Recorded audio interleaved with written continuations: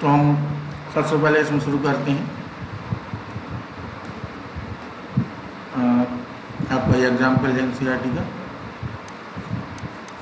इसमें दिया है कि यदि एक समलंब चतुर्भुज के आधार के अतिरिक्त अन्य 3 भुजाओं की लंबाइयाँ 10 सेंटीमीटर हो तो समलंब चतुर्भुज का अधिकतम क्षेत्रफल बताओ।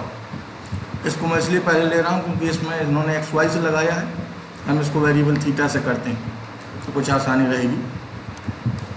तो देखिए एक समलंब की बात हो रही है, इसमें 3 भुजाएं समान हैं। तो समलंब आप जानते हैं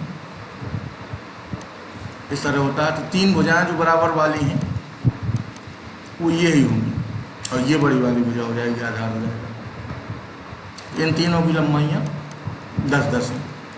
इसकी मैक्सिमम एरिया पूछा है, यानी इस भुजा की लंबाई क्या होगी मैक्सिमम एरिया हो, उसकी वैल्यू ही पूछी है। तो यहाँ से परपेंडिकुलर ड्रॉप कर देते हैं। सिमेट्री से अगर ये एंगल थीटा मानते हैं तो ये भी थीटा होगा, क्योंकि ये त्रिभुज और ये त्रिभुज, ये दोनों एंगल ट्रायंगल आपके समरूप होंगे। तो ये लेंथ आपकी आएगी, ये 10 है, ये थीटा है, तो कॉस थीटा से 10 कॉस थीटा आएगी और ये 10 साइन थीटा आएगी। इसी तरह ये भी होगी 10 कॉस थीटा और ये होगी आपकी 10 की वही भुजा है, और इधर ये होगी 10 साइन थीटा। तो थीटा से इस प्रॉब्लम में कुछ आसानी रहेगी। तो हम इसका एरिया निकालते हैं। तो समलंब चतुर्भुज का एरिया होता है 1/2 समांतर भुजाओं का योग। तो एक समांतर भुजा है आपकी 10 और दूसरी है ये पूरी बेस में है 10 + 10 कॉस थीटा प्लस ये हो जाएगी आपकी 10 + 20 कॉस थीटा। और यहाँ से हम 20 + 20 कॉस थीटा से 20 कॉमन ले सकते हैं, तो बाहर आएगा आपका बचेगा 10 और ये बचेगा 1 + कॉस थीटा। 20 कॉमन ले लेंगे तो यह 10 2 से कट जाएगा। अब हमें यहाँ से वैल्यू निकालनी है थीटा की, और 1/2 समांतर भुजाओं का योग गुणा और उनकी ऊंचाई कितनी है 10 साइन थीटा, तो यहाँ 10 साइन थीटा गुणा और होगा। अब हम इसका अंदर गुणा करते हैं और तो एक पलटू हो जाएगा 100 × साइन थीटा और 1 + कॉस थीटा। अब हमको थीटा मालूम करेंगे जब ए मैक्सिमम होगा, तो हम थीटा के रिस्पेक्ट में इसका आउटपुट कर देंगे। तो dA/d थीटा होगा आपका 100 × अब ये 2 फलन से होगा, पहला एज इट इज दूसरे का करेंगे और दूसरा एज इट इज रहेगा और साइन का होगा आपका कॉस थीटा। अब इसे मैक्सिमम मिनिमा के लिए 0 करेंगे, तो 100 और 0 के इक्वल करेंगे तो ये माइनस का रहेगा और ये प्लस का cos square theta plus cos theta, और ये 0 जब होगा तो ये 0 हो जाएगा, ये cos 2 थीटा बन जाएगा। तो फाइनल आपको मिलेगा cos 2 theta plus cos theta = 0। अब यहाँ से थीटा फाइंड करेंगे तो माइनस cos थीटा को आप लिख सकते हैं cos पाई माइनस थीटा। यहाँ से आपको मिला 2 थीटा बराबर 2 पाई माइनस थीटा। यहाँ से आपका थीटा हो जाएगा π/3। अब हम डबल डिफ्रेंशिएट करके थीटा = जब π/3 रखेंगे तो ये नेगेटिव आएगा। इसका मतलब इस पर क्या है मैक्सिमा, डबल डिफ्रेंशिएशन आपके ऊपर छोड़ दिया है। अब हम ये थीटा = π/6 ए में रख देंगे तो जो मैक्सिमम एरिया है उसकी वैल्यू हमें मिल जाएगी। हमने ये पता कर लिया कि थीटा = 60 पर ये मैक्सिमम होगा, और एरिया जो हमने पहले लिखा था वो ये था। इसमें थीटा की वैल्यू 60 अंश रख देंगे, तो साइन 60 हो जाएगा आपका √3/2 और ये हो जाएगा आपका 1/2। तो ये 25 बचेगा, 4 से 25 बार कटेगा और ये बचेगा आपका 3√3। तो 25 × 3√3 यानी 75√3 इसका मैक्सिमम एरिया आ जाएगा। तो यहाँ से भी यही आएगा, इन्होंने भी यही किया है, लेकिन थीटा से आप करेंगे तो आसानी रहेगी।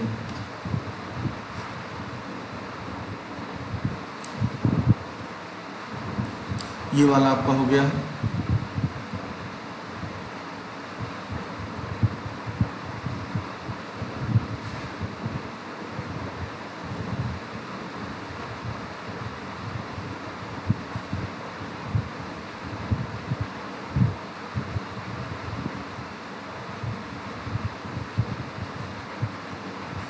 इसके कुछ क्वेश्चन करते हैं, कुछ कल आपके उस लेक्चर में किए गए थे। तो ये √2 वाला और देख लेते हैं।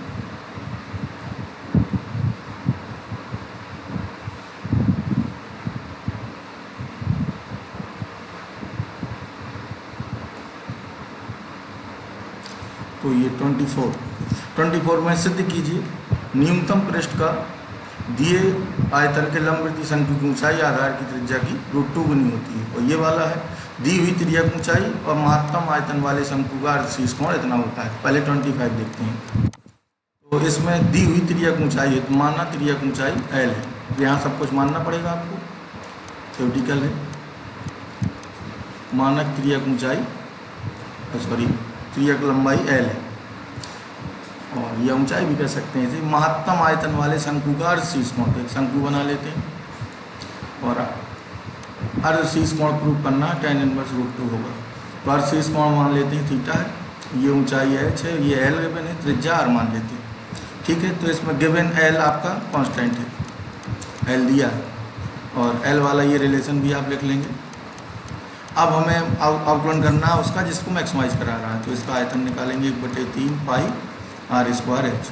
अब हमें यहाँ दो वेरिएबल हैं r और h, तो हमें एक चीज़ हटानी होगी, तो हमें सबसे बढ़िया ये रहेगा कि हम यहाँ r² की वैल्यू रख दें। तो L और h में हो जाएगा, L कांस्टेंट है, तो पाई h/3 r² की वैल्यू होगी L² - h²। अब इसका अंदर मल्टीप्लाई करा देंगे h का, तो अब हम इसका h के रिस्पेक्ट में अवकलन करेंगे, h के सापेक्ष। जब h के सापेक्ष अवकलन होगा तो dv/dh, और इसका होगा तो ये तो कांस्टेंट है, इसका करेंगे h के सापेक्ष पाई/3, और ये L² h का 1 होगा और इसका 3h² होगा। इसे 0 करेंगे मैक्सिमम के लिए, 0 करेंगे तो मिलेगा L² = 3h²। ये इक्वेशन 1 हो गई। और डबल करके इस कंडीशन पे इसे नेगेटिव दिखाएंगे, तो डबल जब यहाँ करेंगे तो इसका 0 हो जाएगा और ये आएगा -6h, और h हमेशा पॉजिटिव होगा तो ये पूरी चीज़ हमेशा नेगेटिव होगी, इसका मतलब मैक्सिमम होगा यहाँ पे। h पॉजिटिव ऊंचाई है, तो यहीं से आप कह सकते हैं। और अब हमें अर्धशीर्ष कोण निकालना है, तो अगर इस त्रिभुज में मैं tan थीटा लगाऊँ, ये जो हमने माना है, तो tan थीटा होता है लंब बटे आधार, तो ये होगा r/h। हमें r और h में रिलेशन चाहिए, LH में हमें पता है, तो आप इससे निकाल लेंगे। इस वाले में आप L² की वैल्यू रख देंगे यहाँ 3h² = h² प्लस, तो यहाँ से मिला 2h² = r², तो r/h मिलेगा आपको √2। यहाँ से r/h की वैल्यू √2 यहाँ रख देंगे, तो थीटा आ जाएगा आपका tan इनवर्स √2। इसी तरह कैलकुलेशन आपकी 24 में भी है, और ये इस तरह के भी क्वेश्चन बनते हैं, इनको भी देख लेते हैं। ये 27 है, ये वाला भी देख लेंगे अभी।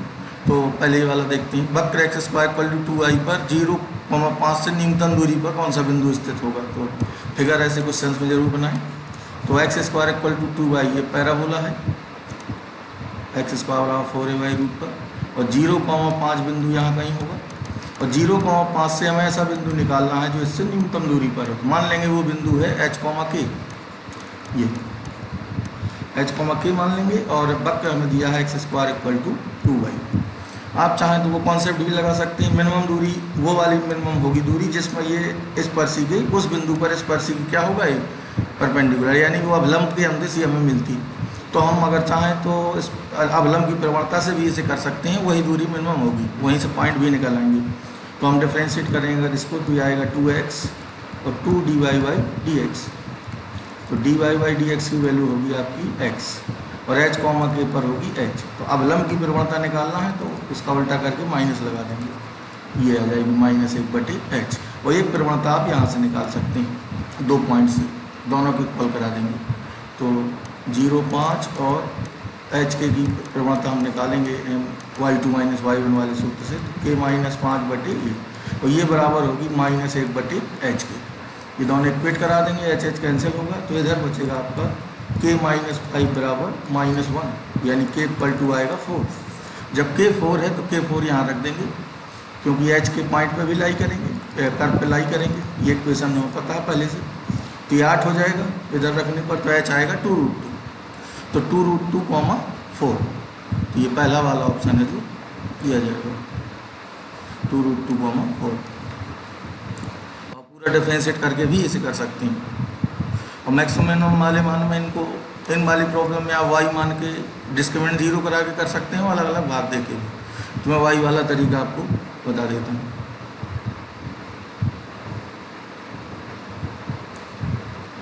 y = यहाँ दिया 1 - x + x², और 1 प्लस एक्स स्क्वायर। इसकी मैक्सिमम मिनिमम वैल्यू पूछी, न्यूनतम मान भर पूछा और एक्स रियल है। तो जब भी दो क्वाड्रेटिक का रेशियो दिया हो, दो द्विघात समीकरण हो, तो आप हमेशा वाई मानेंगे और एक्स में दो घात बनाएंगे। एक्स में दो घात समीकरण बनाने के बाद आप लिखेंगे एक्स रियल है। ऐसे सवालों में एक्स रियल दिया होगा तो डिस्क्रिमिनेंट इसका जो व्यक्त कर है वो ग्रेटर देन इक्वल टू 0 होगा। वहाँ से हम कैलकुलेशन कर लेंगे, वहाँ से मिनिमम मैक्सिमम जो भी वैल्यू हो रही होगी वो आ जाएगी। तो हम इसको वाई मान के अब क्रॉस मल्टीप्लिकेशन करेंगे तो आएगा x square y plus x y plus y minus x square plus x minus 1। Quadratic बनाएंगे, एक्स में एक्स कॉमन लेंगे तो y प्लस 1 और ये y माइनस 1। इसका डिस्क्रिमिनेंट ग्रेटर देन 0 कराएंगे तो बी स्क्वायर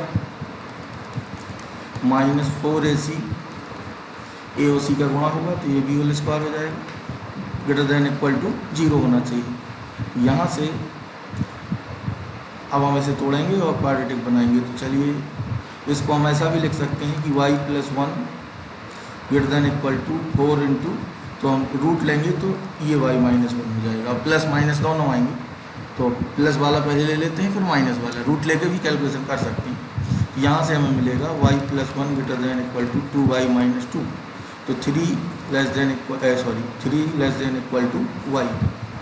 यहाँ से हमें मिला y लेस देन 3, और जब माइनस होगा ये तभी आएगा माइनस 2y प्लस 2। उस केस में आएगा 3y और ग्रेटर देन इक्वल टू 1, यानी y greater than equal to 1/3 और लेस देन 3। यानी ये हमें पता चला कि जो y है वो 1/3 से बड़ा है और 3 से छोटा है, तो मिनिमम वैल्यू होगी इसकी 1/3। और डिफ्रेंशिएशन से भी कर सकते हैं dy/dx से, उससे तो हो ही जाएगा। dy/dx करके y मानेंगे और x पता करके वहाँ से भी मिनिमम वैल्यू आ जाएगी। इसी तरह ये वाला है।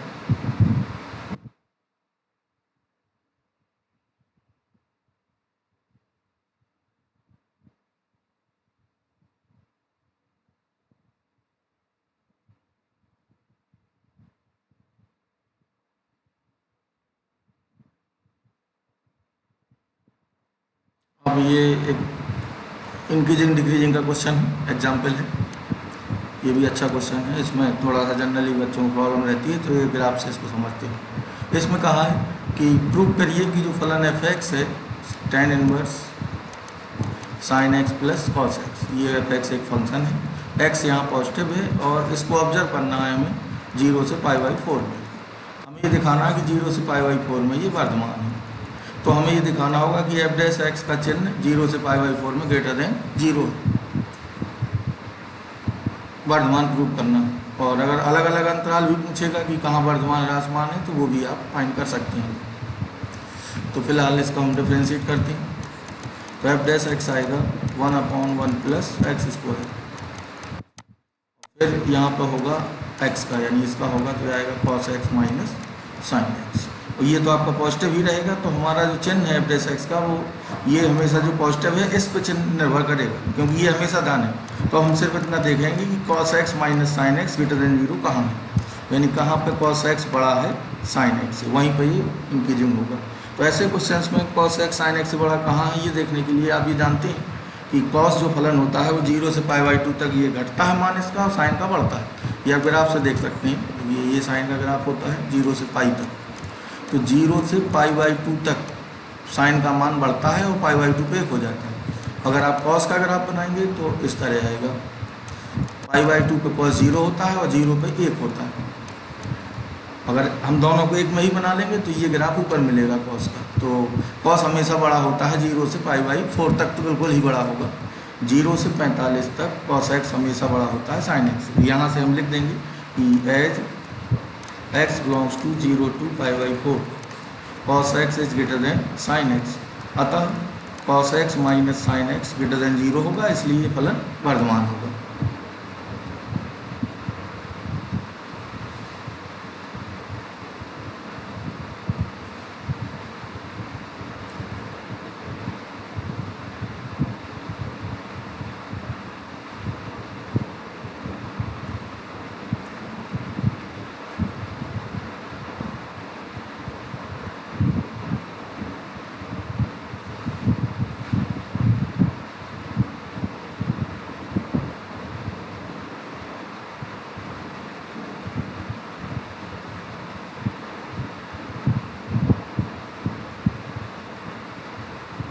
ये मिसलेनियस है।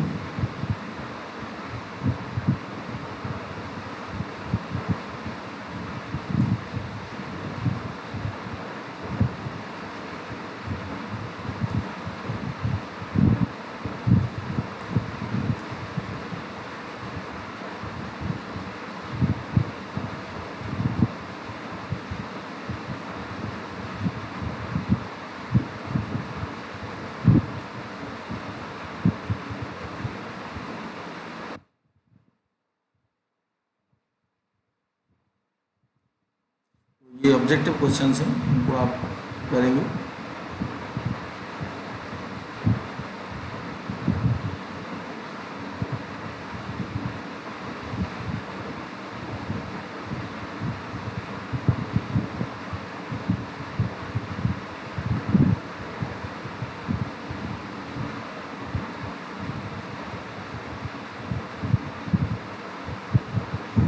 अब ये मिसलेनियस वाला आपका चैप्टर, इसको देखना है। तो चलिए दूसरे क्वेश्चन से पहले देखेंगे। तो दूसरा क्वेश्चन है आपका कि सिद्ध कीजिए फलन f x equal to log x upon x, x बराबर ई पर उच्चतम, यानी एक्स इक्वल टू ई पर इसकी वैल्यू मैक्सिमम है, प्रूव करना है। तो पूरा आपको वही कैलकुलेशन करना है, लॉग एक्स अपॉन एक्स। तो हम इसका सबसे पहले क्या करेंगे, इसकी मैक्सिमम वैल्यू ई पर मिल रही, मैक्सिमम वैल्यू ई पर मिल रही है, हमें प्रूव करना है। तो हम एफ डैश एक्स को तो फाइंड करेंगे ही। तो हर गुणा अंश का अवकलन माइनस अंश गुणा हर का अवकलन बटे हर स्क्वायर, और इसको जीरो करेंगे। जीरो करके यहाँ से एक्स फाइंड करेंगे। तो ये त्रिया गुणा में जीरो होगा, और यहाँ से मिलेगा 1 माइनस लॉग एक्स बराबर जीरो, यानी लॉग एक्स इक्वल टू 1। अब हमें 1 को इस तरह तोड़ना है, हमें x निकालना है यहाँ से। तो 1 को हम लिख सकते हैं लॉग ई, और बेस ई तो होता ही। अब लॉग से लॉग हटा देंगे तो x इक्वल टू आ जाएगा ई। अब हमें पॉइंट तो मिल गया, लेकिन मैक्स में और दिखाना है, तो डबल डिफरेंशिएट करके इस पर हमें नेगेटिव दिखाना होगा। तो चलिए डबल भी कर देते हैं। एफ डैश एक्स की वैल्यू कितनी आई थी, 1 minus log x upon x square, ये था। अब हम फिर से इसको करते हैं, तो फिर आंसर लगा देंगे। तो हर गुणा अंश का अवकलन माइनस अंश गुणा हर का अवकलन 2x बटे हर स्क्वायर। तो अपॉन में तो पॉजिटिव ही रहेगा, यहाँ पर देख लेते हैं। तो x कैंसिल होगा। अब दोनों से कॉमन है x कॉमन लेने के बाद कैलकुलेशन दिखाएंगे। तो x कॉमन लेते हैं, -1, और इधर आपका बचेगा -2 plus 2 log x upon x की पावर 4। एक x कैंसिल होगा, 1 अपॉन एक्स की, ये बचेगा आपका 2 लॉग एक्स माइनस 3। अब हम x इक्वल टू ई रखेंगे, यहाँ पे नेगेटिव हमें दिखाना है ई पर। तो जब ई रखेंगे तो ये हो जाएगा 2 log E minus 3 upon E cube. तो लॉग ई एक होता है, तो ये बचेगा -1 अपॉन ई क्यूब। ये कैसी राशि है, नेगेटिव। तो इसका मतलब ई पर क्या होगा, मैक्सिमम। अब देखते हैं थर्ड क्वेश्चन, ये भी बहुत बढ़िया क्वेश्चन है। इसमें दिया है कि किसी निश्चित आधार बी के, निश्चित का मतलब आधार कांस्टेंट है, एक समद्विबाहु त्रिभुज की भुजाएं, समान भुजाएं इतनी दर से घट रही हैं। भुजाएं दो समान, समद्विबाहु त्रिभुज दो भुजाएं समान होंगी, उनके घटने की दर है 3। उस समय त्रिभुज की समान भुजाएं आधार के बराबर है। जब समान भुजाएं आधार के बराबर हैं तो उसका क्षेत्रफल कितनी तेजी से घट रहा होगा, यह हमें फाइंड करना है। तो चलिए देखते हैं। तो ऐसे सवालों में ये तो लगातार भुजाएं घट रही हैं, तो हम किसी समय टी पर बात करते हैं। तो हम लिखेंगे यहाँ सबसे पहले, माना किसी जनरल टाइम टी पर, माना किसी समय टी पर बराबर भुजाएं एक्स हैं, क्योंकि एक्स लगातार घट रही है। तो यही पूछ रहा है कि क्षेत्रफल किस दर से घट रहा होगा, क्योंकि भुजाएं घटेगी तो क्षेत्रफल घटेगा। तो एक फिगर किसी समय टी पर बना लेते हैं। तो माना ये है वो ट्रायंगल, और आधार इसका कितना दिया है, बी। तो ये समान वाली एक्स एक्स है, और घटने की दर दी है, यानी dx/dt भुजा के घटने की दर है 3 सेंटीमीटर। तो -3 भी यूज कर सकते हैं। फिलहाल यहाँ माइनस का यूज सिर्फ उसके लिए है कि ये घट रहा है, बाकी यहाँ और कोई प्रभाव नहीं पड़ेगा। तो किसी समय टी पर जब भुजा एक्स थी तो ये कहानी होगी ट्रायंगल की। अब हमें क्षेत्रफल किस दर से घट रहा है ये फाइंड करना है, जब x बराबर b है, क्योंकि जब भुजा इसके बराबर भुजा b के बराबर है तब क्षेत्रफल किस दर से घट रहा होगा ये पूछा है। तो लिखेंगे जब x बराबर b है तो अब ए अगर एरिया मानेंगे तो D A by D T की दर क्या होगी ये हमें निकालना है। D A by D T find करना है जब एक्स बराबर बी हो, तो हमें एरिया चाहिए होगा अब एक्स के फंक्शन में। तो इसका एरिया निकालते हैं समद्विबाहु त्रिभुज का। यहाँ से परपेंडिकुलर ड्रॉप कर दीजिए और ये आधा हो जाएगा बी बाई टू, और ये लंब भी निकल आएगा। यहाँ से लंब की वैल्यू होगी under root x square minus b square by 4 इस ट्रायंगल से, कर्ण का वर्ग माइनस आधार बी बाई 2। अब इसका एरिया क्या होगा इस समय टी पर, लिखेंगे समय किसी समय टी पर क्षेत्रफल। तो टी पर एरिया होगा 1/2 लंब गुणा आधार। लंब कितना है under root x square minus b square by 4 और आधार है डी। अब हम एरिया पा गए एक्स के रूप में।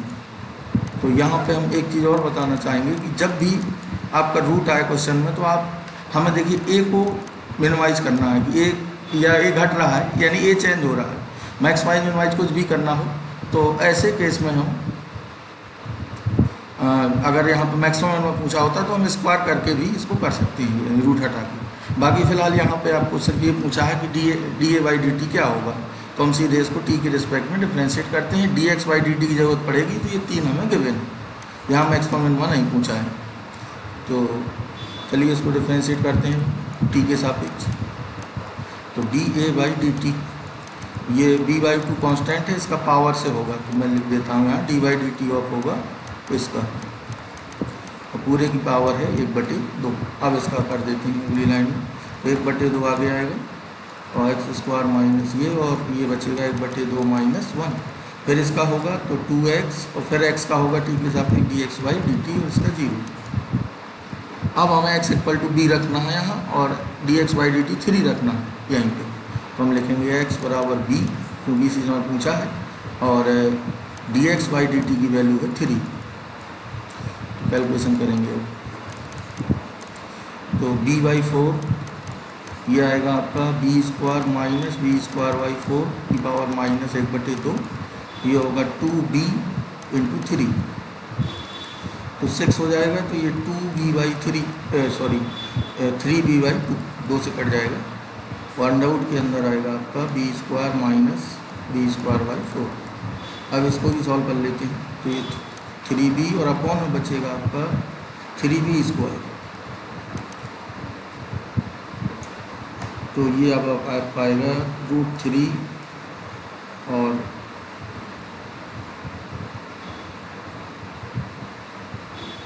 इतने दर से घटेगी।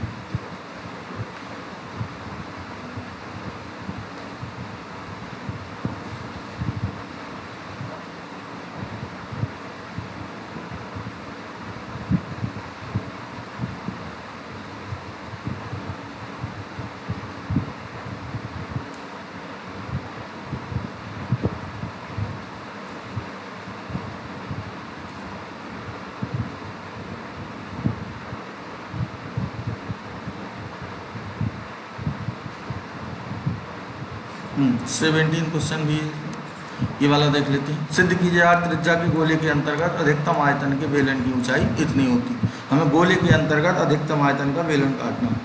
कल आपने शंकु वाला इसी तरह का समझा था। तो ये हमने गोला ले लिया, गोला फिक्स है, और शंकु अधिकतम बेलन लेना है। तो शंकु वाला में यहाँ अलग किए तो कल हो चुका है। यहाँ पे आपको मुख्य रूप से जो चीज़ ध्यान देनी है वो ये है कि सिमेट्री का यूज करना है। ये बेलन हो गया, और जो दोनों की व्यास वाली रेखा होगी वो इसके केंद्र से जाएगी। त्रिज्या गोले की गिवन है कैपिटल आर, कांस्टेंट है, ये भी कैपिटल आर होगी, और ये जो है बेलन की ऊंचाई का आधा होगा सिमेट्री से h/2। तो यहाँ से हमें इसकी रेडियस मिल जाएगी स्मॉल आर, और ये होगी आपकी r square minus h square by 4। तो अब हम बेलन के आयतन को एक वेरिएबल में आसानी से बदल के इसको मैक्सिमाइज कर लेंगे। तो बेलन का आयतन क्या होता है पाई r स्क्वायर h, और तो हमें यहाँ पे सबसे बढ़िया r स्क्वायर की वैल्यू यहाँ रख देनी है। तो v हो जाएगा पाई h, और r स्क्वायर की वैल्यू है ये। अब हम h के रूप में बदल लिए हैं, h के सापेक्ष इसका अवकलन करेंगे। तो dv बाई डी एच होगा यहाँ, और डी बाई डी एच होगा पाई, और इसका होगा r स्क्वायर और 3h स्क्वायर बाई 4। तो यहाँ से हमें इसको जीरो करेंगे तो h इक्वल टू मिल जाएगा 2r/√3, इसको जीरो करने से।